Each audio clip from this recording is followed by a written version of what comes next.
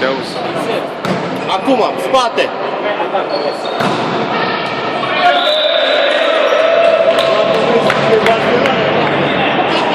Hai, deci eu... Dar ce vezi? Aici e primul. Primul set. Și eu n-am știut. Și eu... Atât, dar n-ai văzut să mă gândea tot așa de așa. Eu să pic jos. Bă, ce trudă. Noi era tot 6 diferențe și tot... Dă-i, știi?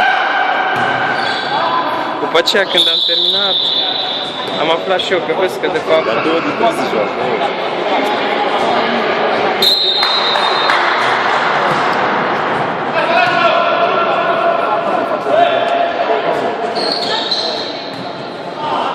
Vezi, alea nu, eu nu pot să le înțeleg.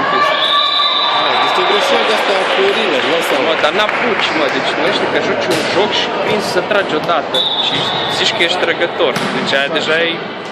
Nu, n-am...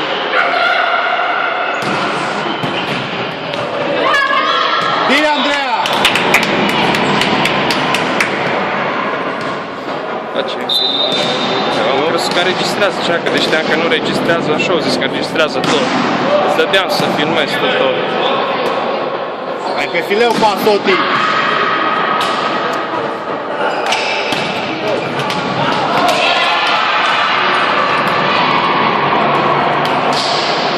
Bine, măcar că e 22-13 pentru noi.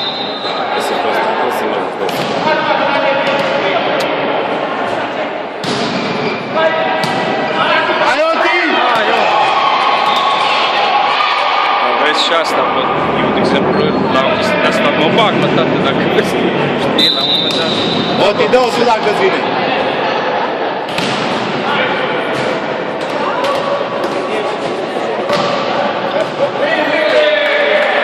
Bine, bra!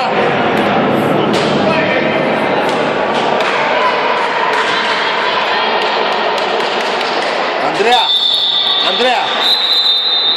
Dacă te supără ea la bătaie. Nu i-a ascultat pe el.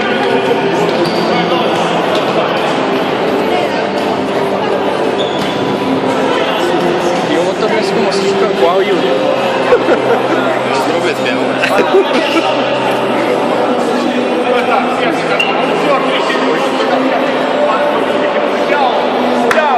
Nu mai ne filma!